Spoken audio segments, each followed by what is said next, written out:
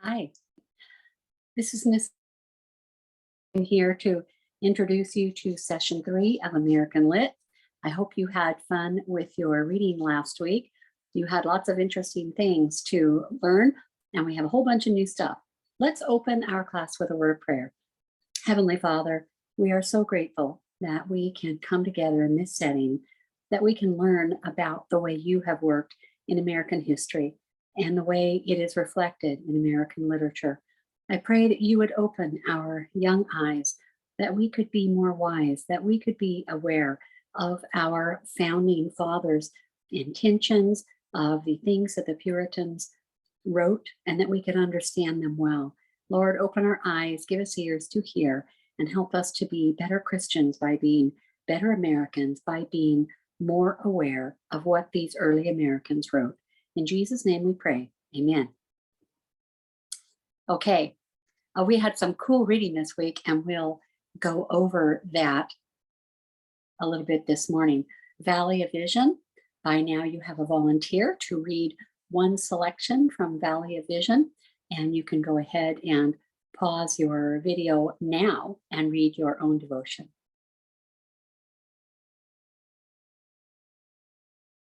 Okay, we're getting started again. Valley of Vision never gets old. And don't worry about reading the same devotion twice.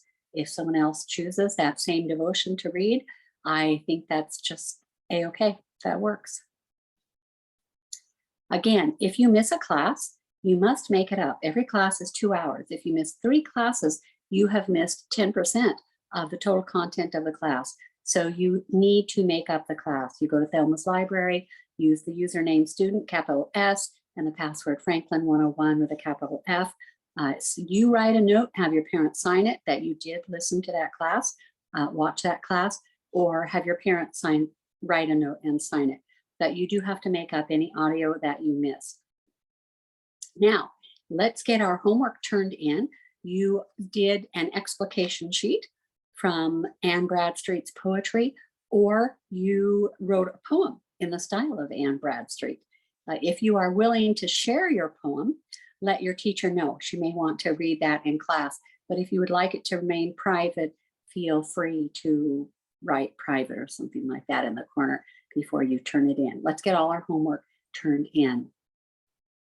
Now you've proven to me that Anne Bradstreet is a theist. It's fairly easy reading someone's poetry to tell what their worldview is, what their religious view is, and Anne Bradstreet was very clearly a theist, regardless of whether her father was dying, their house burned down, or a child or a grandchild died. Her view was that eternal perspective. Let's take a look at our schedule review for this week. This is session 3. We're continuing in theism, and we're continuing to learn about Mary Rowlandson now this week. I mentioned her last week, her captivity narrative, and this gets pretty exciting this week. So you've already turned in your homework. You can get your Puritan structured notes out. We barely touched on those last week, but we'll continue with those later on today, so know where those are at. What are you reading this week? You are reading the captivity narrative of Mary Rowlandson, and it is in our syllabus. It's not a book, it's in the syllabus, pages 49 to 65. And you have a handout today that is a map of Mary Rowlandson's removes. Every time they move her from one place in the forest to another, she calls it our first remove, our second remove. It would be our first campsite, our second campsite, where we went. And maps have been made. And this was during King Philip's War, King Philip being an important Native American Indian. So this captivity narrative, the map just kind of helps you to know where you're at. You're out in the middle of nowhere in the woods in Massachusetts. But that reading is in your syllabus, and I think you'll really enjoy that this week. Then we have other syllabus reading, pages 33 to 70. This is taken from a textbook called Colonies. Well, the textbook has a different name, but anyway, the chapter is called Colonies, Seeds of a Nation. And the Mary Rowlandson narrative is also in there. It was mentioned above. And then we're reading Day of Doom, which is a poem, a sample of a very long poem. It's an entire book-length poem, but we'll be reading a sample of that. It's in your syllabus, pages 67. I'm looking at it right now. 68 and 69. So this is in your syllabus, 2 columns. It's a cool, cool poem. I believe we'll have time to read a little bit of that today. And then you have an explication sheet. Either you're downloading that from session 3 or your teacher, class, parent is handing you a blank copy again.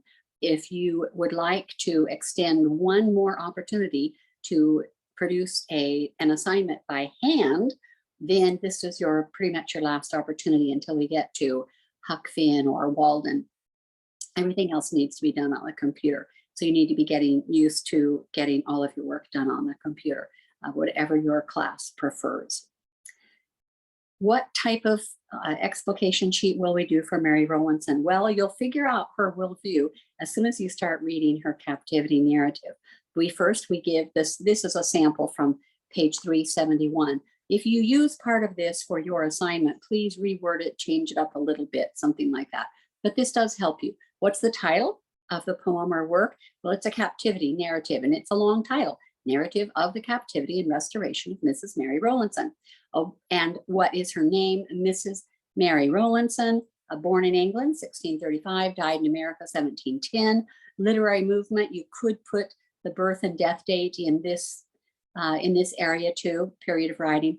Written in 1682 by a Puritan woman to recount the events of her captivity in 1675. It is a captivity narrative. That is the genre. Worldview, how do we prove her worldview? You saw this one last week. Lord, what shall we do? And that was from page 49, column 2. And I'm doing the explication. Now I'm telling my teacher how these 5 words tell me that Mary Rowlandson is a theist. This reflects the Puritan belief in providence. Mrs. Rowlandson's neighbors believe that God is providential, in control of all circumstances, and seek to do his will first, even as they are being slaughtered. And of course, your sample in the syllabus uses brackets, and that was incorrect. When you cite a reference, this page 49, column 2 on slide 7, it goes in parentheses. Do not use brackets. Brackets are for when you insert things, so no brackets. Mary Rowlandson was captured by Indians. You're going to read her narrative this week. It's really cool. She was captured during King Philip's War, 70 years before Whitefield. George Whitefield was preaching, and we'll be reading about Whitefield on page 70. Next week, we'll have a short quiz on plot elements in this narrative.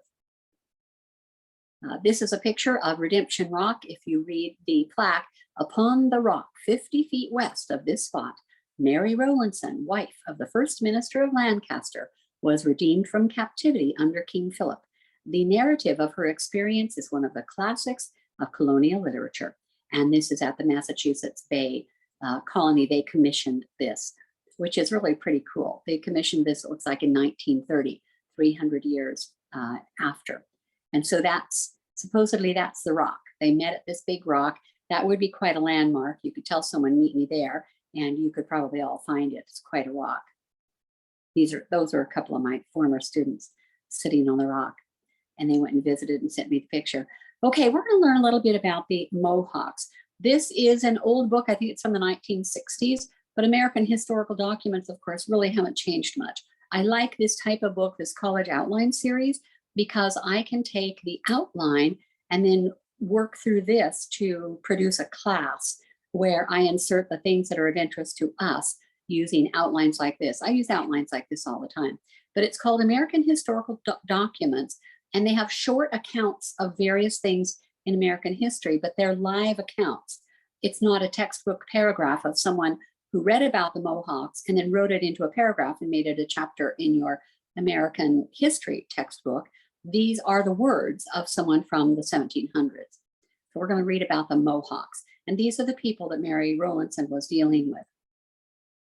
This is a short account of the Mohawk Indians by Reverend Johannes Megalopsons Jr. in 1644. So this is a little before Mary Rowlandson and yet after Bradford in 1630. So this is during the time when the Puritans are still matching all of their covenants the treaties that they make with the Native American Indians. There hasn't been any problem with them. But of course, the other people who have come, for example, to Jamestown, the people who have come for profit for furs and tobacco, things like that, do have problems with the Indians.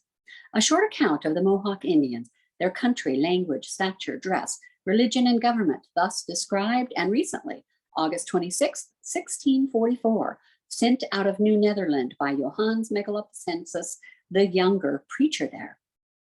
The country here, he says, is in general like that in Germany. The land is good and fruitful in everything which supplies human needs, except clothes, linen, woolen, stockings, shoes, etc., which are all dear here, so hard to come by. The country is very mountainous, partly soil, partly rocks, and with elevations so exceedingly high that they appear to almost touch the clouds. Thereon grow the finest fir trees the eye ever saw. They are also in this country oaks, alders, beeches, elms, willows, etc. In the forests and here and there along the waterside and on the islands there grows an abundance of chestnuts, plums, hazelnuts, large walnuts of several sorts, and as of good as taste as in the Netherlands, but they have a somewhat harder shell. And you can tell the little, the brackets there at the bottom enclosing Holland, that tells you that I, Thelma English, inserted that information, Holland, right after the word Netherlands. So you realize when this man in 1644 is talking about Netherlands, he means Holland. The grounds on the hills are covered or is covered. The ground on the hills is covered with bushes of bilberries or blueberries. The ground on the flat land near the rivers is covered with strawberries, which grow here so plentifully in the fields that one can lie down and eat them. Grapevines also grow here naturally in great abundance along the roads, paths, and creeks, and wherever you turn, you may find them. I've seen whole pieces of land where vine stood by vine and grew very luxuriantly, climbing to the top of the largest and loftiest trees. And although they are not cultivated, some of the grapes are found to be as good and sweet as in Holland. Here is also a sort of grapes which grow very large, each grape as big as the end of one's finger, or an ordinary plum. And because they are somewhat fleshy and have a thick skin, we call them speckdruven. If people would cultivate the vines, they might have as good a wine here as they have in Germany or France. I have myself last harvested a boatload of grapes and pressed them. As long as the wine was new, it tasted better than any French or Rhenish must. And the color of the grape juice here is so high and red that with one wine glass full, you can color a whole pot of white wine. In the forests is great plenty of deer, which in autumn and early winter are as fat as any Holland cow can be. I have had them fat with more than 2 fingers thick on the ribs, so that they were nothing else than almost clear fat and could hardly be eaten. There are also many turkeys, as large as in Holland, but in some years less than in others. The year before I came here, there were so many turkeys and deer that they came to feed by the houses and hog pens, and were taken by the Indians in such numbers that a deer was sold to the Dutch for a loaf of bread, or a knife, or even for a tobacco pipe. But now one community has to give for a good deer 6 or 7 guilders. In the forest here, there are also many partridges, heath hens, and pigeons that fly together in thousands. And sometimes 10, 20, 30, and even 40 and 50 are killed at one shot. We have here too a great number of all kinds of fowl, swans, geese, ducks, widgeons, teal, brant, which sport upon the river in thousands in the spring of the year, and again in the autumn fly away in flocks, so that in the morning and evening anyone may stand ready with his gun before his house. Excuse me. May stand before his house and shoot them as they fly past. I've also eaten here several times of elks, which were fat and tasted much like venison. And besides these profitable beasts, we have also in this country lions, bears, wolves, foxes, and particularly very many snakes, which are large and are as long as 8, 10, and 12 feet. Among others, there's a sort of snake, which we call rattlesnake, from a certain object which it has back upon its tail, 2 or 3 fingers breadth long, and has 10 or 12 joints. And with this, it makes a noise like the crickets. Its color is variegated, much like our large brindled bull snakes. This rattlesnake picture is taken by my granddaughter in Colorado. She saw it along a path and had no idea that they could jump up and bite, and just took a picture of it.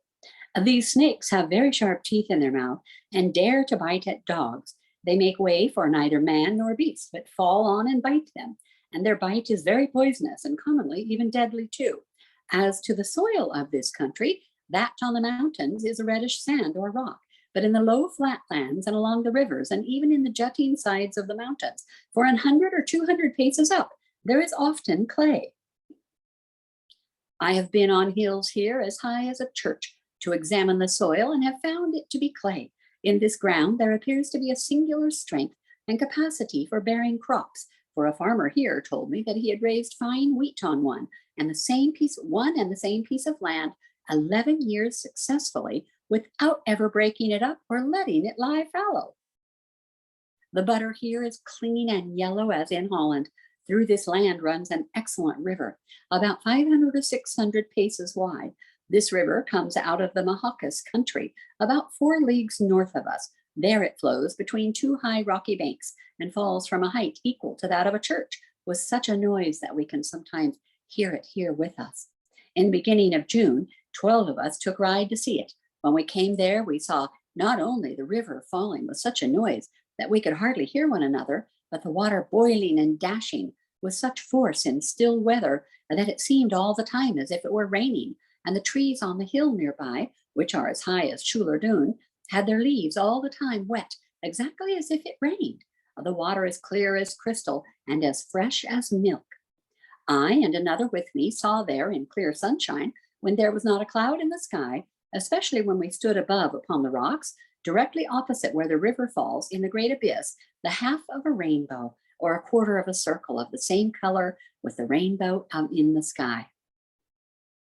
And when we had gone about 10 or 12 rods farther down from the fall along the river, we saw a complete rainbow like a half circle appearing clearly in the water, just as if it had been in the clouds. And this is always so, according to the report of all who have ever been there. In this river is a great plenty of all kinds of fish: pike, eels, perch, lampreys, suckers, catfish, sunfish, shad, bass, etc. In the spring, in May, the perch are so plenty that one man with a hook and line will catch in 1 hour as many as 10 or 12 can eat. My boys have caught in an hour 50, each a foot long. They have 3 hooks on the instrument with which they fish and draw up frequently 2 or 3 perch at once. As for the temperature in this country and the seasons of the year, the summers are pretty hot, so that for the most of the time, we are obliged to go in just our shirts, and the winters are very cold. The summer continues long, even until All Saints' Day, of which would be the day after Halloween, November 1, even until All Saints' Day. But when the winter does begin, just as it commonly does in December, it freezes so hard in one night that the ice will bear a man. Even the rivers in still weather, when there is no strong current running, are frozen over in one night, so that on the second day people walk over it. And this freezing continues commonly 3 months. For although we are situated here in 42 degrees of latitude, it always freezes so. And although there come warm and pleasant days, the thaw does not continue, but it freezes again until March. The inhabitants of this country are of 2 kinds. First, Christians, at least so called. Second, Indians. Of the Christians, I shall say nothing. My design is to speak of the Indians only. These among us are again of 2 kinds. First, the Mahakanabas. I'm slaughtering these words, I'm sure, but I'll do my best. The Mahakanbas, or as they call themselves, Kajingahaga. Second, the Mahakans, otherwise called Agatsagina. These 2 nations have different languages, which have no affinity with each other, like Dutch and Latin. These people formerly carried on a great war against each other, but since the Mahakanders were subdued by the Mahakobas, peace has subsisted between them, and the conquered are obliged to bring a yearly contribution to the others. We live among both these kinds of Indians, and when they come to us from their country, or we go to them, they do us every act of friendship. The principal nation of all the savages and Indians hereabouts with which we have the most intercourse is the Mahaquas, who have laid all the other Indians near us under contribution. So they went to war to them, and now they pay money for them to leave them alone. This nation has a very difficult language, and it costs me great pains to learn it, so as to be able to speak and preach in it fluently. There is no Christian here who understands the language thoroughly. Those who have lived here long can use a kind of jargon just sufficient to carry on trade with it, but they do not understand the fundamentals of the language. I'm making a vocabulary of the Mahaqua's language, and when I am among them, I ask them how things are called. But as they are very stupid, I sometimes cannot make them understand what I want. And you have to remember this was written in 1644. Moreover, when they tell me, one tells me the word in the infinitive mood, another in the indicative, one in the first, another in the second person, one in the present, another in the preterite. So parsing words gets pretty difficult. So I stand oftentimes and look, but I do not know how to put it down. And as they have declensions and conjugations also, and have their augments like the Greeks, I am like one distracted and frequently cannot tell what to do. And there is no one to set me right. I shall have to speculate in this alone in order to become in time an Indian grammarian. When I first observed that they pronounced their words so differently, I asked the commissary of the company what it meant. He answered me that he did not know, but imagined they changed their language every 2 or 3 years. I argued against this, that it could never be that a whole nation should change its language with one consent. And although he has been connected with them here these 20 years, he can afford me no assistance. The people and Indians here in this country are like us Dutchmen in body and stature. Some of them have well-formed features, bodies, and limbs. They all have black hair and eyes, but their skin is yellow. In summer, they go naked, having only their private parts covered with a patch. The children and young folks to 10, 12, and 14 years of age go stark naked.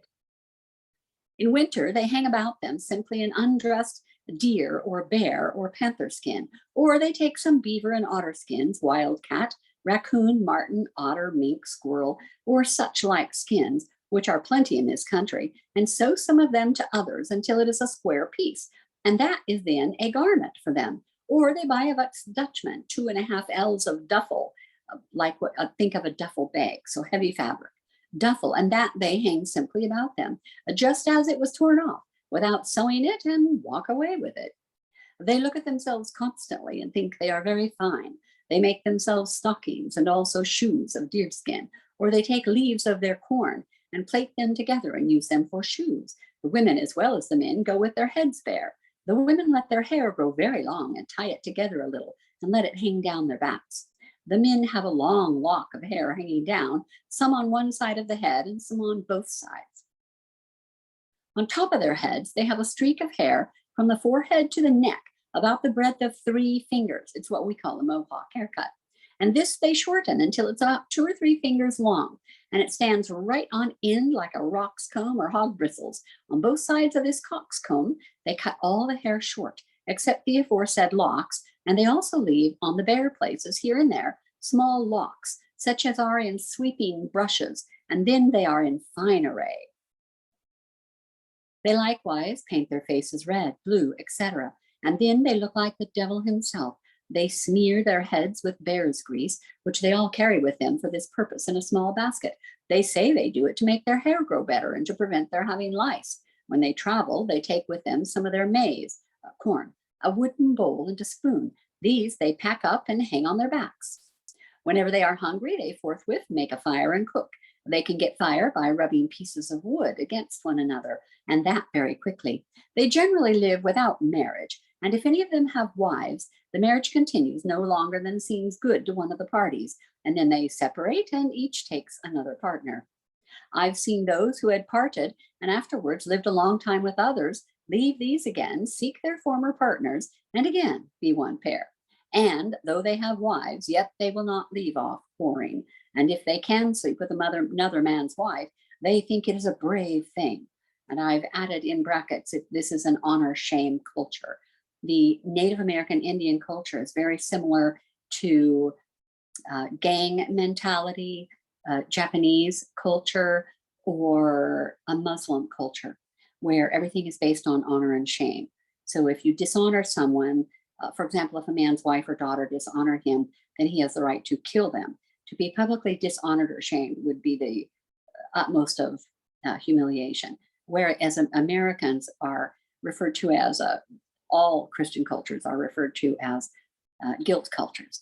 We do things because they make us feel good or bad according to what the Bible teaches. If the Bible taught something is bad, then we think it's bad. And if we do it, we feel embarrassed and we feel bad and we feel guilty.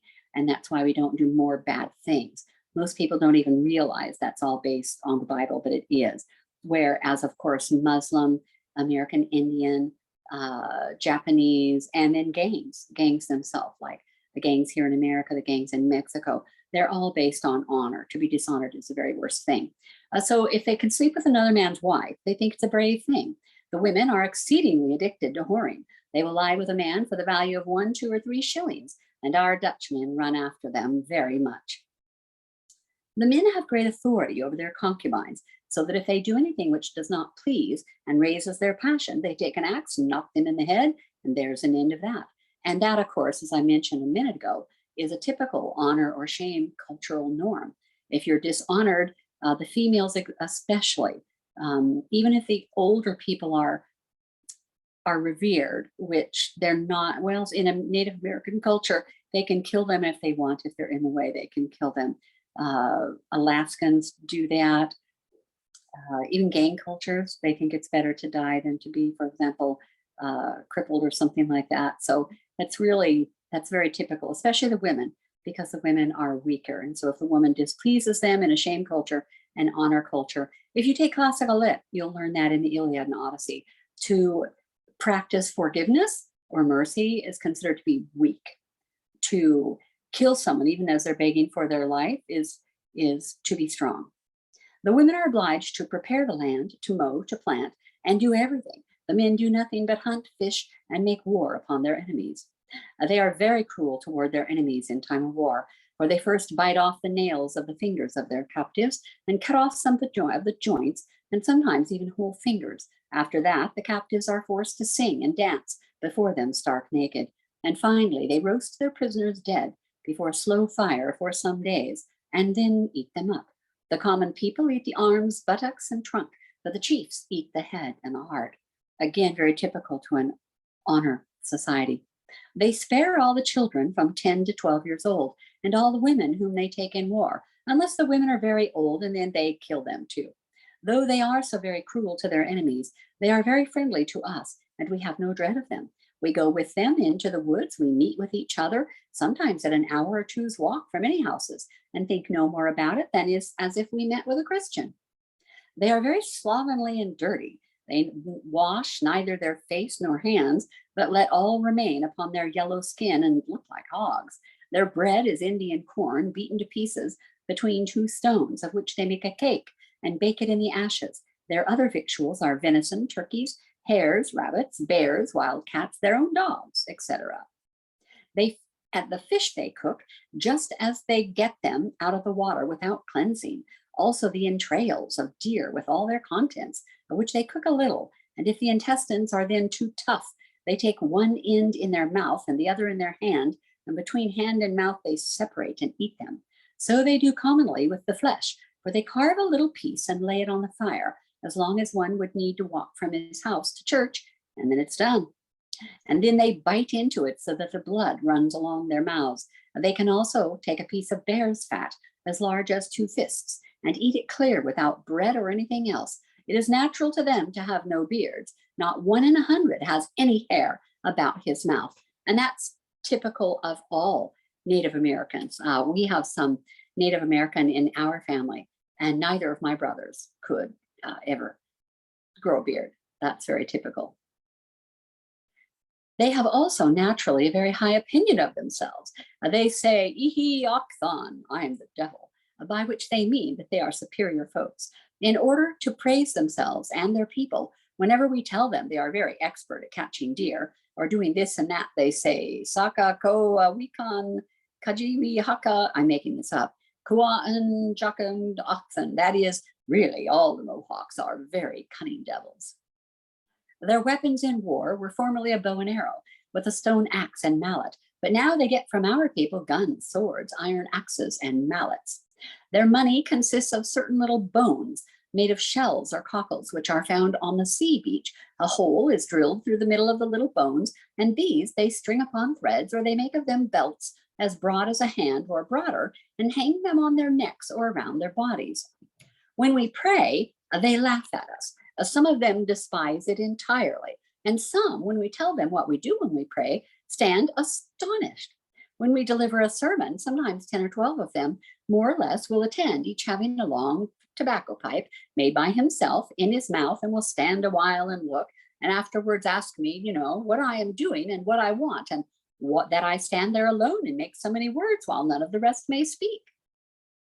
I tell them that I am admonishing the Christians that they must not steal, nor commit lewdness, nor get drunk, nor commit murder, and that they too ought not to do these things, and that I intend in process of time to preach the same thing to them and come to them in their own country and castles, about 3 days' journey from here, further inland, when I am acquainted with their language. Then they say I do well to teach the Christians, but immediately add, Dianton and Jawia Sironi Hagius, that is, why do so many Christians do these things? They call us Assyrioni, that is, cloth makers, or Keristuni, that is, iron workers, because our people first brought cloth and iron among them. And that ends our brief look at Mohawk culture in 1644. I wanted you to have this little look into the depravity of the Mohawks before you read Mary Rowlandson's captivity narrative. I've included one chapter in this week's reading from an excellent textbook. It's called America's Providential History. It's easy to get, it's not very expensive, and I've included one chapter from that book in your syllabus reading this week. It's included for historical background information, and this chapter highlights the connection between putting the Bible into the hands of the people and the civil liberties that Americans today enjoy. So it starts in your syllabus on page 33. And I've pulled a few quotes from your syllabus reading to get you excited about your week's reading this week. As people began to read the Bible, now this is talking about going way back to the very first Christians, so in the 1st century and the 2nd century. As people began to read the Bible, two things occurred. The church began to return to biblical Christianity. I apologize, this is not talking about the 1st century, this is talking about the very beginning of the Reformation, excuse me. I forgot what chapter I was in. Two things occurred. The church began to return to biblical Christianity, and society began to be reformed and enjoy civil liberty. Then skipping a bunch of text, going on to page 34, Christians began to study the biblical model of church government. There would be 3 New Testament elements. This is what they decide to do. They're going to have a covenant commitment. This later becomes the Constitution. Our Constitution is a covenant commitment. Well, we will do this, you will do that, the president will do this, the judges will do this, senators, representatives, what all of them will do. So they have these 3 parts of government: a covenant commitment, a plurality of elders, and then they would have senior elders. And that the equivalent of that today, the plurality of elders, would be the representatives. Those are according to population. And then there would be senior elders, which we now call senators. Every state gets 2 senators. Does that sound familiar to you? These elements of church government got corrupted over time, and this chapter does an excellent job of explaining it. These 3 New Testament elements of church government were corrupted over time as the church backslid. Fewer and fewer believers were willing to love or lay down their lives and serve in the church. As this commitment waned, most church functions were being performed by leaders rather than all members. Laziness and unspirituality among common believers led to clergy laity distinction by the 3rd century. Well, we did go back to that 1st century. Apologies for that. As time progressed, even the elders became less exemplary and therefore fewer. Authority became centralized in the hands of the most prominent and spiritual elders that became known as bishops. In the body of Christ at large, this same apostasy led to fewer qualified apostles and therefore more centralization of apostolic authority. If you have fewer people willing to lead, those fewer people get more power. Within a few centuries, it was all centralized in the hands of what are now called the popes. Okay, where did the popes come from? The whole idea, if you've ever been to the Vatican or have a chance to go to Italy and go to the Vatican, it's worth going. This is the Vatican crest, and you see these 2 keys and you see the fancy pope hat. These 2 keys are the keys to the kingdom of God. And they get this idea from Matthew 16. Jesus talking to Peter, and he says, and I tell you, you are Peter, which means rock, Petros, and on this rock I will build my church, and the gates of hell shall not prevail against it. I will give you the keys of the kingdom of heaven, and whatever you bind on earth shall be bound in heaven, and whatever you loose on earth shall be loosed in heaven.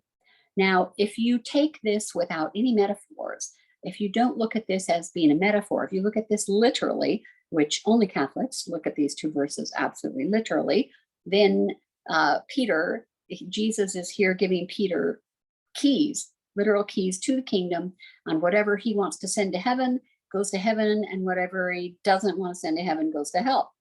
And by claiming that Peter was the first pope, by going back in time and claiming that Peter was the first pope, that's how you can use this verse to support the Catholic Church. Now, this is St. Peter's Basilica at the Vatican. It has this unusual key shape. You can see this on the left, which is really cool. You can see in your foreground here, at closest to you, all those little statues up there. Those are apostles and famous saints and other people. When they have Easter, that entire circular area is just filled with folding chairs. When they're electing a new pope, that not only are those chairs filled, but all the way down that road, as far as you can see for miles, there are just people standing, waiting to see if it will be black smoke or white smoke coming out of the chimney to say that they have indeed chosen a new pope. They seclude themselves in the Sistine Chapel to do that. They can't take any phones or electronics in there with them, and they can't come out until they choose a new pope. And if you're inside St. Peter's Basilica, so St. Peter's Basilica supposedly is built on top of the place where Peter was crucified upside down, and that he is buried there. So this is supposed to be the place where St. Peter is buried there. And they actually have found a first century burial, but there is no way to know if that is Peter or not. And other popes have chosen to be buried there. Every now and then they move bones around to make room for somebody new. So this is at the Vatican. And if you look at the photo on the right, the little ring, the lowest ring, the up high is the dome with an open oculus area, I think about 30 meters, or it's huge. It's huge. It looks little. But if you can see the little Latin words around the furthest ring, the furthest from the center, there are some words in Latin. And here's a close-up. And this in Latin would say, "Tue Petrus," or something. It means you are Peter. If you've done Spanish or French, you can read that. And those letters are 6 feet tall.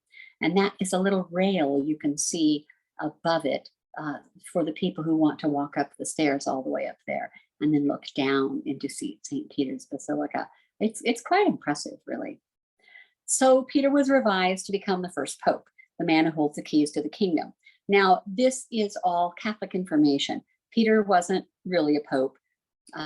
Linus really wasn't the second pope. I don't know when they started dating people and going back, but they simply chose the most popular church leader and then started counting back from them to get down to Peter, and then called Peter the first pope. If you go all the way to 116 and following, the FF at the bottom of this slide, Sixtus I, I believe that's who the Sistine Chapel is named after. There might be a whole bunch more Sixtuses. You'll have to look that up. I'm not going to. Okay, back to America's providential history and the chapter, The Colonies, Seeds of a Nation. After many centuries, the dispersion of the Bible produced a revival in Europe and a rejection of the papal centralization of power. Catholic reformers, known as Protestants, Protestants, sprang up within the Catholic Church throughout Europe. An ungodly king of England, Henry VIII, desired to divorce his wife, but could not without being excommunicated by the Pope. Therefore, in 1534, which is called the Act of Supremacy, or what do I call it? What did I call it last week? The Royal Hissy Fit. 1534, he decided to break off from Rome and start the Church of England. They wouldn't let him marry, and so he had a little hissy fit and said, "I'll make my own church and I'll be the head of that church." The centralized form of church government, however, was the same and began known as the episcopal form. In 1553, Protestants reestablished the role of elders in plurality, the presbytery, ruling the church instead of popes. This became known as Presbyterian church government. In 1570, Protestants, known as separatists, began emphasizing the role of the whole congregation in participating and ministering in the church. They placed church authority in the hands of the people through elections. And these three truths produced three distinct movements. The Episcopalians, who emphasized strong apostolic leadership, the Presbyterians, emphasizing a plurality of elders, and the Congregationalists, who emphasized covenant participation of all members. Everybody has to act. You don't just have a few people in charge in the church. The movements planted in America. Each of these movements settled in the American colonies in three major geographical areas. This was significant because their views of church government determined their colonial forms of civil government. Let's examine just exactly how these Christian movements started in America and gained dominance in three distinct regions. And you'll continue reading this on your own this week, please. That's all part of your reading. I hope that I have kind of made it interesting now so that you are, I'm looking at my clock, excuse me, so that you are excited to read the rest of it. All right, from syllabus page 37, we learn a little bit about John Smith. And of course, this is the Disney Pocahontas, who is always portrayed as Barbie in buckskin. And I showed you this last week, these four different paintings of Pocahontas. I think the one on the lower left is quite romanticized, and the one in the upper left is probably a little more realistic. Pocahontas saved Captain John Smith from being killed by members of her tribe. She provided food also. Smith preserved the Pilgrims by taking Squanto back to New England from London. Squanto had been kidnapped, remember? And then I think maybe, I don't know where first. It ended up in England, learned English, and then Smith brought him back to New England so that he could meet up with his own people, but there were no more of his people alive. They were gone. But this absolutely was divine providence, where God is in control of everything because they needed him. Then you'll be reading about John Locke. He's important just to know a little bit about. I believe he's in your glossary also, if you want to know a little more about him. Both of Locke's parents were Puritans. Look at his life and death dates up there, but he was in Europe. He longed to do what we did here in America, but he lived in Europe with kings. He specialized in social contract theory. Now, what is social contract theory? What's a social contract? A contract that a society makes within themselves. If you in this classroom were the last people on the face of the earth through some ultimate catastrophe, and only you 6 or 10 or 30 survive, you would have to make some type of a social contract, and you'd have to all agree to all of these things, and then those would become your laws, and then you would force people to abide by those. You would have to. He influenced other writers, the Enlightenment thinkers who wrote our Declaration of Independence. He wrote about what he thought would be the perfect way to govern, but he never got a chance to live that. The Pilgrims, who settled at Plymouth with William Bradford in 1620, were truly stepping stones for those leaving Europe in search of religious and civil liberty. The Puritans soon followed their leading. After many decades of attempting to purify the Church of England with little result, many Puritans decided another plan was necessary. If they could not purify the church from within, they would set up a model church of England in America. In the spring of 1630, another 1,000 Puritans, which was more than the total inhabitants of the 10-year Plymouth colony, they sailed to America. They were being led by John Winthrop, there are a lot of Winthrops in America. I interrupt myself. There are a lot of Winthrops. I think there are more than 6 million Winthrops in America. I'm going to guess that about half of you actually know somebody or other named Winthrop. I've heard the name. There are so many of them. They were being led by John Winthrop, who served as the governor of Massachusetts Bay Colony for many years. And this is from, you remember there on the Arabella, before they even got off, the model of Christian charity, or the Arabella covenant. This word covenant should be underlined also.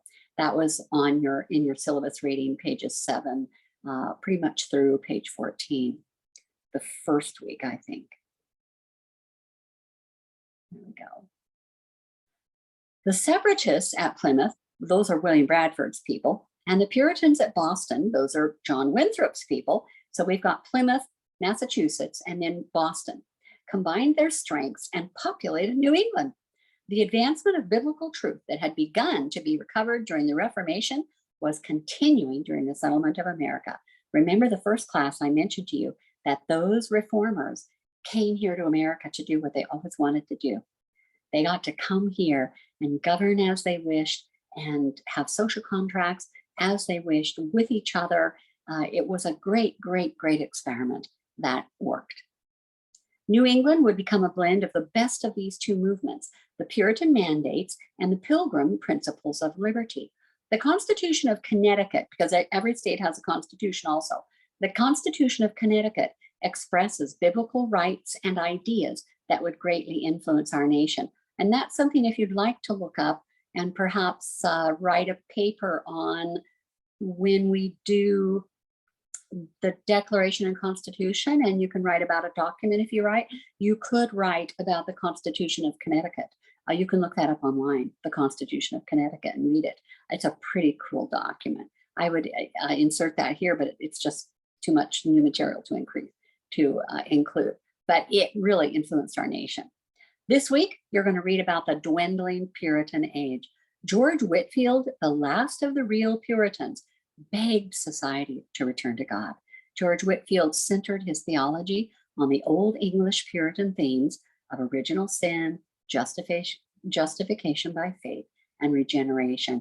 And you just get to read a little half page about George Whitefield in your syllabus on page 70. There is a new book out by Eric Metaxas, and the title of the book is If You Can Keep It. Somebody had asked, there was a conversation with one of the patriots. Now, I just read that book last year, and I don't know if it was Benjamin Franklin. I think it was Benjamin Franklin. And he was explaining to some lady about our Constitution and how we were going to do government. And she said, oh, that would be great if you can keep it. And it's a great book. Metaxas considers George Whitefield to be as important in America's founding as George Washington. And Whitefield gets half a page in our syllabus, and he gets very little press these days.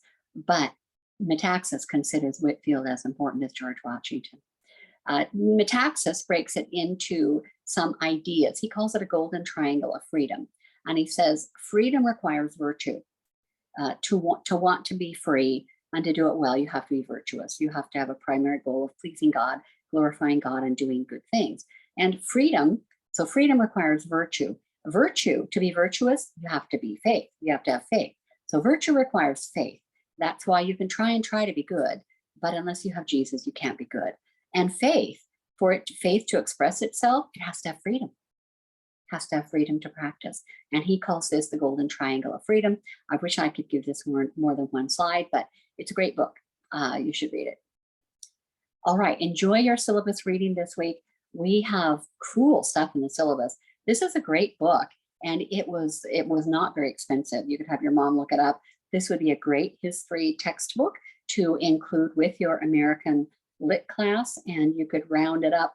This is a 1-credit class, American Literature. I know it's jam-packed. It's a big, fat credit, but if you wanted a second credit, you could include this book also, and your mom could assign it as reading chapter by chapter and have you write a paper or two and call it 2 credits, American History and American Literature. Students do that all the time, and you're welcome. Utilize some of my suggestions. Okay, back to our structured notes. I think you received these. I don't know if it was session 1 or just last week. We just started them last week, but they look like this: reviewing early American literature, the structured notes. Now, we may never actually finish these notes. They're mostly for your review. You know these things. We talked about this. Look at that. King Henry VIII, the guy that wanted to remarry, and the Pope wouldn't let him marry, so he had his royal hissy fit, the Act of Supremacy, and made his own church and said, I'm the head of my church. And the Puritans were called Puritans. It was a slam. King James comes around in 1620. On the Mayflower, this is right where we left off on your notes. On the Mayflower were 102 pilgrims in the year 1620. Now, these pilgrims boarded the Mayflower, headed for New England on a quest for religious freedom. There are people today still trying to come to America for religious freedom. 102 people landed at Plymouth with William Bradford in December of 1620. Only 52 would survive their first winter. The Pilgrims celebrated the first Thanksgiving 1 year later. The Puritans, you know now, were highly educated and intellectual, possibly the most educated people on the face of the earth. There were a few left in Europe, but they could not practice as they chose. These highly intellectual, well-educated people were not pleased with all of the practices associated with traditional Protestant theology. They left with John Winthrop in 1630 for Massachusetts Bay because of their religious convictions. Their influence would reach all the way down through time to us in theology, in political theory, and in American morality. That's why the Americans are different than in Europe. For example, there are still places in America where people go to church all the time, especially in the Midwest, whereas in Europe, most of the churches, especially all the big cathedrals, are just kind of museums now. Very few people go to church. We still have this foundation of Puritan beliefs that makes us think certain things are right or wrong. So this American morality is unique. For example, if you are here in America and an 18-wheeler truck drives by advertising for mattress sales, they might have a giant picture of a lady lying on top of a mattress in some type of nightgown or something. If you see that same ad in Europe, the lady will be naked. That doesn't bother them. I've been to Europe. It's really shocking. It doesn't bother them. But we have this heritage from the Puritans, this idea that you should be clothed and you should be modest. Our theology comes from the Puritans, those reformers. They protested, they were Protestants, and they were reformers. And so we get good theology from them and political theory. How do we make contracts with one another? We got all of this from the Puritans, and they rarely get any credit for that. Like many other thinkers of their century, they were interested in studying the universe, and unlike other people, though, they believed that God created it as unified, orderly, purposeful, whole, and that the Bible itself was the revelation of all wisdom. They believed the Bible was unchallenged in its authority. They never challenged the authority of the Bible, and they used it for their scientific framework, and they looked for the truth within the Bible. Postmoderns now blame Puritans. Postmodern, post-Christian America, people blame Puritans. They blame and blame Christians, but it all goes back to the Puritans, that culture, because they're blaming the Puritans for our sense of responsibility, right? Moral superiority, the idea of American exceptionalism, or America as the great experiment that worked, this moral superiority, the idea that we will be a city on a hill. And they blame us for the idea of guilt when you sin, that's from the Puritans, that many things that we think someone should be guilty about they're not. For example, the whole idea of gay marriage, or of MAMBA, the Man-Boy Association, where you get rid of ages and let anyone practice homosexuality no matter their age, and let 3 and 4 and 5 people in marriages, let animals in quote unquote marriages, things like that. Being upset that someone has 2 wives, or the Puritans get blamed for that, and Christians, because the idea is that we are the ones who say that is morally wrong. And who are we to say that? And so America more and more is putting its Puritan roots behind her and saying it's your fault that these people think these things are wrong. And that's why now in 2022, we have drag queens in kindergartens in Oregon. The idea is that get kids used to it from the time they're little, get them used to thinking this is normal behavior, so that they will not judge and vote against and not agree with all of these aberrant behaviors. So the Puritans and we now are being called religious fanatics, neurotics, superstitious, narrow-minded hypocrites. That's quite typical now. Diversity, political correctness, tolerance. Most information on the Puritans has been tainted with the new politically correct or honor diversity campaign that stresses tolerance of every religious belief except Christianity. In fact, many religious beliefs are kind of falling away now. 2022, the last 5 years have absolutely been amazing with the fall of morality in America. Very unusual. The idea of absolute truth comes from the Puritans, but now it's politically correct to embrace any religion unless they claim to have absolute truth. The idea is that, well, what's true for me is not true for you. You have your own truth, and I'm happy for you. I'm happy that that makes you happy, but don't try and push that on me. So, because we can't help that. As Christians, of course, we know there's an absolute truth. There's the Bible and the words of Jesus Christ and the words of God. So those of us who believe in absolute truth are seen as intolerant. And of course, even psychiatrists blame any baggage of guilt and shame that we feel on the Puritans. Well, you only think it's wrong to move in with your boyfriend because that's the way the Christians taught you. Those Puritans way back 400 years ago. There's nothing wrong with that. Nothing wrong with that at all, a psychiatrist will say. Puritan is now a negative adjective.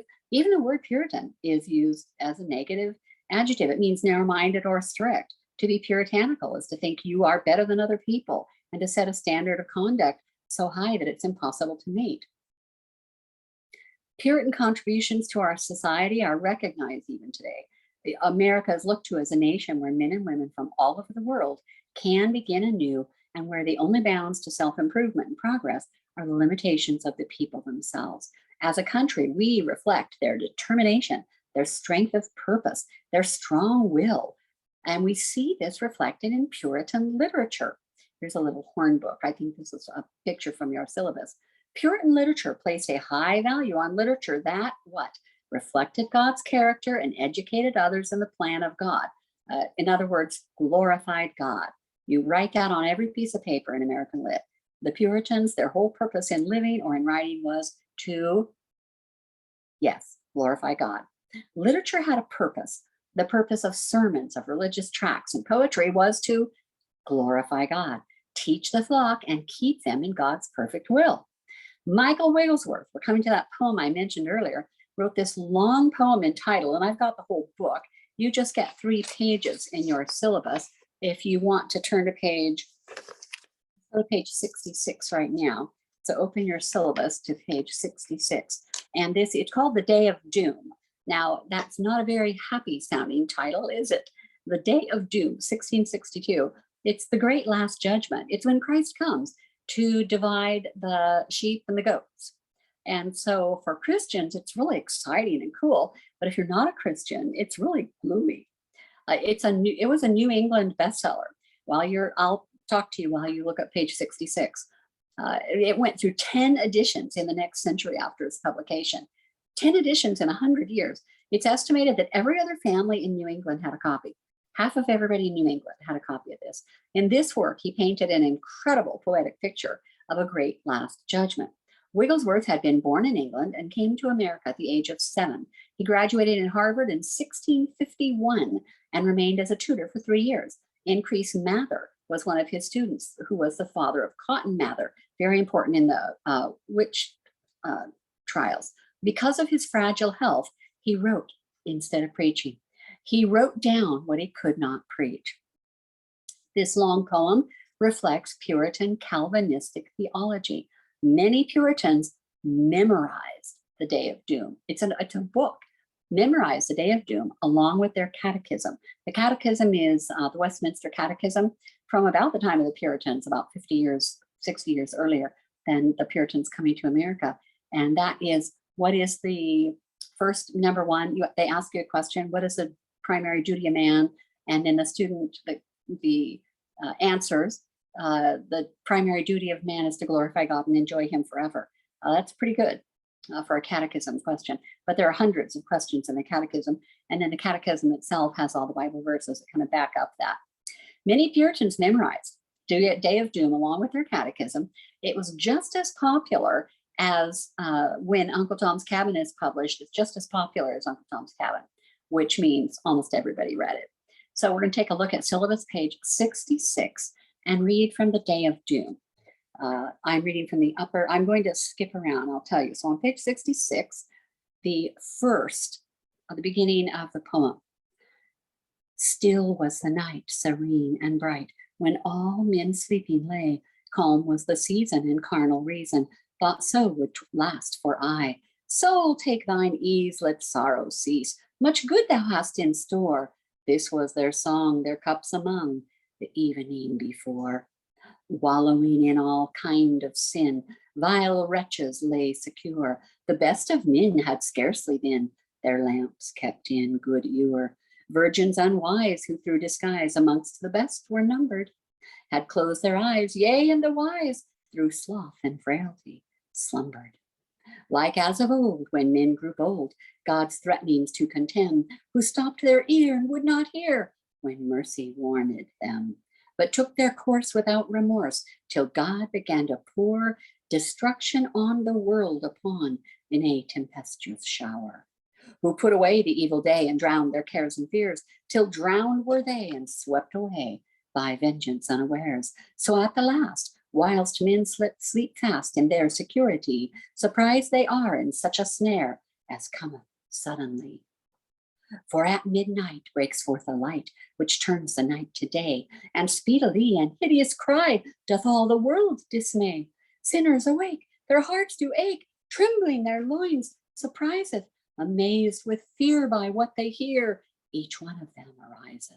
They rush from beds with giddy heads, and to their windows run, viewing this light which shines more bright than doth the noonday sun.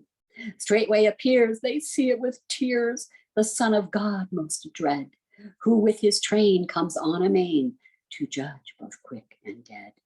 Before his face the heavens give place, and skies are rent asunder, with mighty voice and hideous noise, more terrible than thunder. His brightness damps heaven's glorious lamps, and makes them hide their heads, as if afraid and quite dismayed, they quit their wonted steads. Ye sons of men that durst contend the threatenings of God's word, how cheer you now? So those of you who said you didn't have to listen to God's word, how cheer you now? Your hearts, I trow, are thrilled as with a sword. Now, atheist blind, whose brutish mind a God could never see, dost thou perceive, dost now believe, that Christ thy judge shall be? All right, that's most of page 66. And I think I'm doing pretty good time-wise. Next page, 67. And I'm going with the second stanza in the left-hand column on syllabus page 67. In vain do they to mountains say, fall on us and hide. And of course, that was Revelation 6:16. He is quoting the Bible extensively. He knows the Bible so well that the whole poem is made up of imagery and phrases from the Bible. He's got his theology all here in this poem. In vain do they to mountains say, fall on us and us hide from judge's ire, more hot than fire, for who may it abide? No hiding place can from his face sinners at all conceal, whose flaming eye hid things does spy, and darkest things reveal. The judge draws nigh, exalted high, upon a lofty throne, amidst the throng of angels strong, lo, Israel's Holy One, the excellence of whose presence, the awful majesty, amazeth nature, and every creature doth more than terrify. Before his throne a trump is blown. It's right out of 1 Corinthians 15:52. Before his throne a trump is blown, proclaiming the day of doom. Forthwith he cries, ye dead, arise, and unto judgment come. No sooner said, but 'tis obeyed. Sepulchres opened are, so the graves open up. Dead bodies all rise at his call, and mighty power declare. Both sea and land at his command, their dead at once surrender. The fire and air constrained are, also their dead to tender. So the people at the bottom of the sea, people burned up, everybody everywhere, rises from the dead. Their mighty word of this great Lord links body and soul together. So you're okay, even if you were cremated. Both of the just and the unjust, to part no more forever. Thus every one before the throne of Christ, the judge is brought, both righteous and impious, that good or ill hath wrought. A separation and differing station by Christ appointed is, to sinners sad, twixt good and bad, twixt heirs of woe and bliss. At Christ's right hand the sheep do stand, his holy martyrs, who for his dear name suffering shame, calamity and woe, like champions stood, and with their blood their testimony sealed, whose innocence without offense to Christ their judge appealed. All stand before their Savior in long and white robes clad, their countenance full of pleasance, appearing wondrous glad. O glorious sight! Behold how bright dust heaps are made to shine, conformed so their Lord unto, whose glory is divine. All silence kept, both goats and sheep, before the judge's throne, with mild aspect to his elect, then speaks the Holy One. My sheep, draw near, your sentence hear, which is to you no dread, who clearly now discern and know your sins are pardoned. These men be those my Father chose before the world's foundation. Lots of theology here. And to me gave that I should save from death and condemnation, for whose dear sake I flesh did take, was of a woman born, and did inure myself to endure unjust reproach and scorn. So before the world's foundation, Jesus chose that he would become flesh and come for us. Go over to page 68. You like this poem? Isn't this just an awesome poem? Now, if you're not saved, you can see how this would be gloomy, the day of gloom. Let's see. Syllabus page 68, top of the left-hand column, the second stanza. You bore the cross, you suffered loss, all for all of my name's sake. Receive the crown that's now your own. Come and a kingdom take. They're getting their crowns. Thus spake the judge, the wicked grudge, and grind their teeth in vain. They see with groans these placed on thrones, which addeth to their pain. All filthy facts and secret acts, however closely done, and long concealed, are there revealed before the midday sun. Deeds of the night, shunning the light, which darkest corners sought, to fearful blame and endless shame, are there most justly brought. And as all facts and grosser acts, so every word and thought, erroneous notion and lustful motion, are into judgment brought. No sin so small and trivial, but hither it must come, nor so long past, but now at last it must receive a doom. And I think, let's see, let's go to page 69. I do expect you to read all 3 or 4 pages of this on your own this week. I think you'll get more out of it when you realize that you can read it metrically and how cool it is theologically. At one time I started to go through and try and annotate this poem to come up with all the Bible verses, and it's just, it was overwhelming. It was too big of a project, so I did not. I do have a beautiful leather edition of Day of Doom, but it's not annotated with all the verses. Let's see, we're on syllabus page 69. How about the first full stanza in the upper left-hand corner? Thus shall they lie and wail and cry, tormented and tormenting their galled hearts with poison darts, but now too late repenting. There let them dwell in the flames of hell, there leave we them to burn, and back again unto the men whom Christ acquits return. The saints behold with courage bold and thankful wonderment to see all those that were their foes thus sent to punishment. Then do they sing unto their King a song of endless praise. They praise his name and do proclaim that just are all his ways. Thus with great joy and melody to heaven they all ascend, him there to praise with sweetest lays and hymns that never end. Where with long rest they shall be blessed, and naught shall them annoy, where they shall see as seen they be, and whom they love enjoy. Oh, glorious place. And you notice that we're already to, how many of these are there actually? I think the C is 100. So that stanza 221. Oh, glorious place, where face to face Jehovah may be seen by such as were sinners while here, and no dark veil between, where the sunshine and light divine of God's bright countenance doth rest upon them every one with sweetest influence. For God above in arms of love doth dearly them embrace, and fills their sprites with such delights and pleasures in his grace, as shall not fail, nor yet grow stale, though frequently of use, nor do they fear God's favor there, for to forfeit by abuse. For there the saints are perfect saints, no more sin, and holy ones indeed, from all the sin that dwelt within their mortal bodies, freed, made kings and priests to God through Christ's dear love, love's transcendency, there to remain and there to reign with him eternally. Okay, this is really pretty cool. What a cool poem, and very, very long. I was going to mention as I read through Jehovah in 1611, as in the King James Bible, I believe, they use the word Jehovah.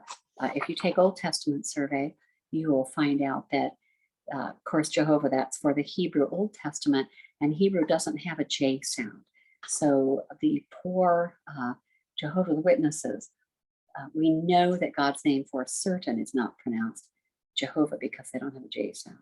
It could be Yahuwah, it could be Yahuwah, it could be Yahuwah. We don't have the vowels, so we don't really know, but we do know there's no J. But all of these early materials from the 1600s use Jehovah. All right, let's move on. Still in our structured notes, the whole book of Psalms faithfully translated into English meter. This was the first book published in the English colonies. You need to know that. What was the first book published in the English colonies, not taken to Europe and published there, but published in America, in the English colonies? The Book of Psalms, which they translated and put in English meter to make it easier to memorize and remember and sing.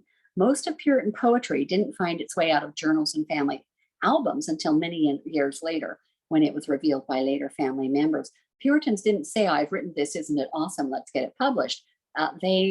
Those things, many of those things still remain to be published, especially by some of the more famous authors who wrote prolifically. And think of how many authors, think of how many poetesses like Anne Bradstreet were just lost forever, where only their families ever saw their poetry. And yet we have the whole world of Anne Bradstreet before us when we read her poems. We know exactly what Anne Bradstreet would do. And this week you're going to learn what Mary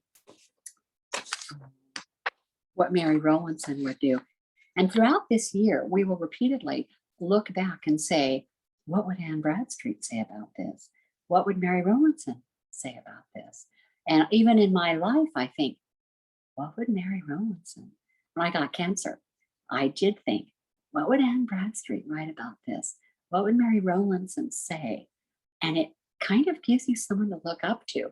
And ladies, this is kind of cool because most of the cool stuff we've read so far, or a lot of it anyway, is written by ladies. Anne Bradstreet, one Puritan poet highlighted in our reading this year. She was born in England to a well-to-do family. She was given exceptional education, which was unusual for women at that time, except Puritans. At one point in her education, she had 8 tutors. She married a college graduate when she was 16. That was very common to get married at 16. At age 18, she, her husband, and her parents sailed aboard the Arabella with John Winthrop from Massachusetts Bay, where her husband and her father would one day become governors. Anne was an exemplary wife, writing of her love for her husband and her 8 children passionately. Every spare moment she spent writing in her journal, writing letters, bits of poetry. Her first book was carried to London by a relative unknown to her and published in 1650 under a title not of her own choosing either. And we talked about that last week. The 10th Muse. The 9 muses are the classical muses, and her brother-in-law thought that was rather clever to call her the 10th Muse, lately sprung up in America, like we've just found out about this new muse. This is one of her poems. I believe this is in our booklet. The 10th Muse, lately sprung up in America. And this is about sisters. I like to call this poem, this is her poem about her evil twin. Have you ever heard someone use that euphemism, that phrase? Well, my evil twin. So when you're good, you're yourself. And when you do something bad, you say, well, that was my evil twin, the other me. And this is what she's talking about, but giving it in her words from her time. Sisters we are, yea, twins we be, yet deadly feud twixt thee and me. For from one father are we not. Thou by old Adam wast begot, But my arise is from above, whence my dear Father I do love. Thou speak'st me fair, but hatest me sore. Thy flattering shoes I'll trust no more. Cool, cool poetry by Anne Bradstreet. I love it that she saw those two sides of herself. Cotton Mather, yeah, they wore these crazy wigs. That comes from England. It didn't last long here in America because it was quite impractical. Now they just go get hair transplants. Cotton Mather, the son of Increase Mather, born in Boston. If you want to know more about Puritans and Bradstreet, Cotton Mather, Increase Mather, the witchcraft trials, anything like that, go to www.spurgeon.org. And they have you can see this one is / Mather. You can find every Puritan and most of the things that they wrote, and it's all free. You can download it, print it, or just read it or whatever. But it's a cool primary secondary resource, but they publish primary resources, and you can find anything you want to. And if you really want to know what the Puritans were like, read their own words. He was educated in Latin, Greek, and Hebrew, as was Anne Bradstreet and many other most Puritan boys and girls. At 11, he was writing and speaking Latin with ease. He had gone through most of the New Testament in the Greek and had begun writing a Hebrew grammar.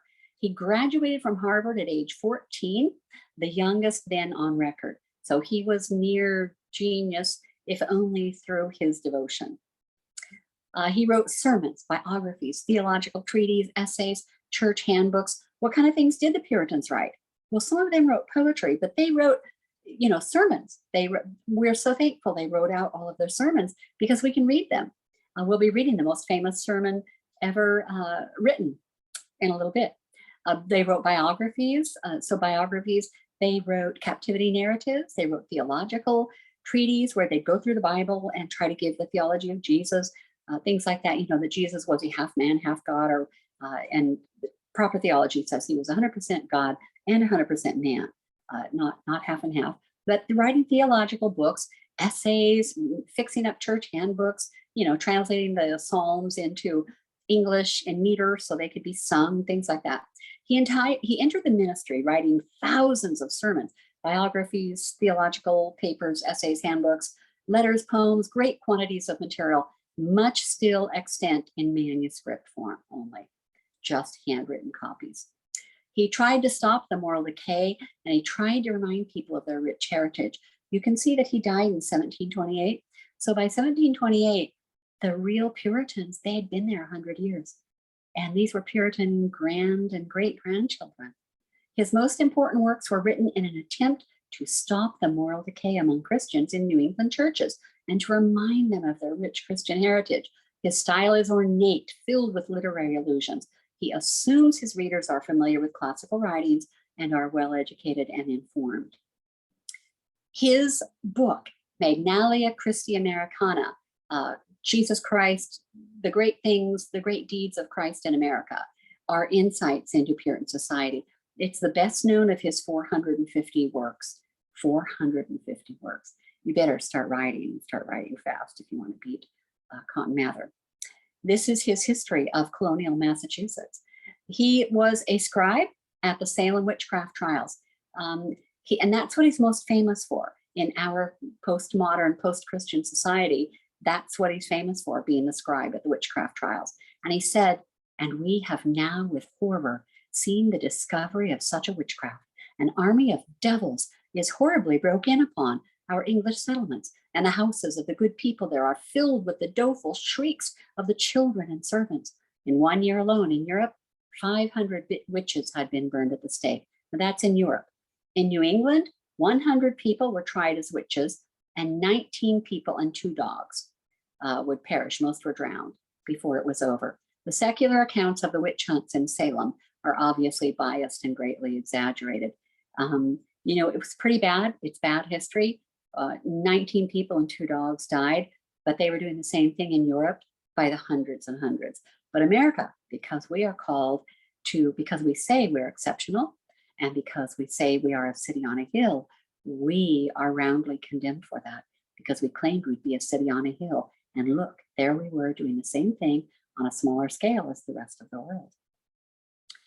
A West Indian servant, Tituba.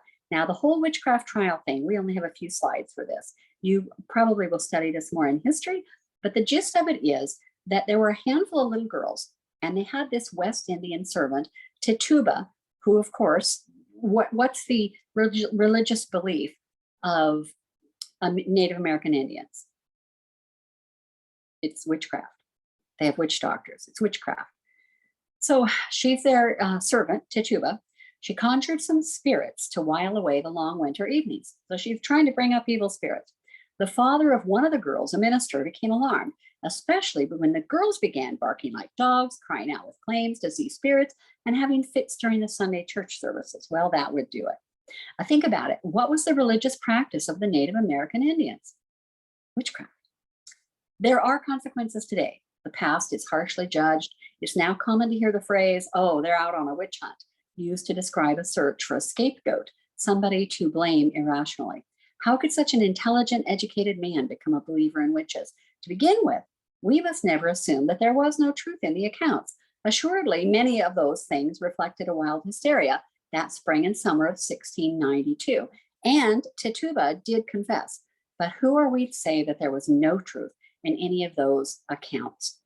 I think almost all of it was made up, but it is very possible that there was some evil going on there, especially with a house servant trying to conjure evil spirits.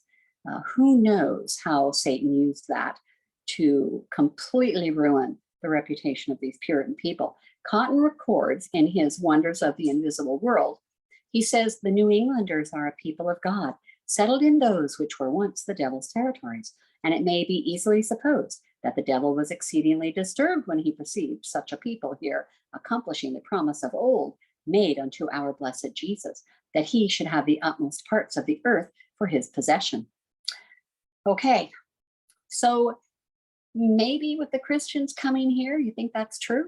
With Christians coming here, that Satan felt like he had to rise up and do something and wreck them.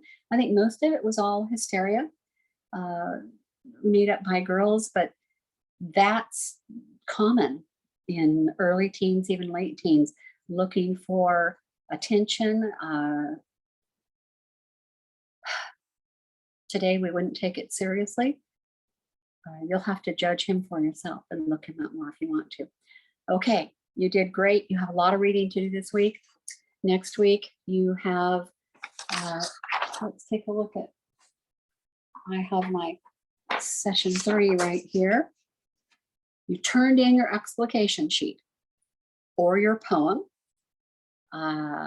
If any of those are absolutely exceptional, maybe your teacher will send those to me in an email and I can appreciate them. And you have the map of Mary Rowlandson, her removes being taken from one place to another. That is quite an emotional read. It's really important for us to realize that's the Native American way. And we need to remember that when you feel guilty that we came over and took the land, because of course the natives took it from whoever was there before they were there. It's not like they were born from the rocks of the ground like the Greeks have in their mythology. So you've got those 2 handouts, another explication sheet or download it from session 2 or 3, and then the Rowlandson map. And you've got all of your reading to do. Next week, you're going to turn that in, and then we'll have a quiz just covering surface level things about the Mary Rowlandson narrative. And next week, we'll be reading the Mayflower Compact, reading Baxter, Richard Baxter. He wrote a cool thing called Directions for Hating Sin and How to Spend the Day with God. And then you'll be making your own How to Spend the Day with God, which is really cool. It's a great assignment. Okay, the Lord bless you. You have a good afternoon, and I will see you next week. Each week I have to figure out how to stop the recording. There we go. Lord bless you.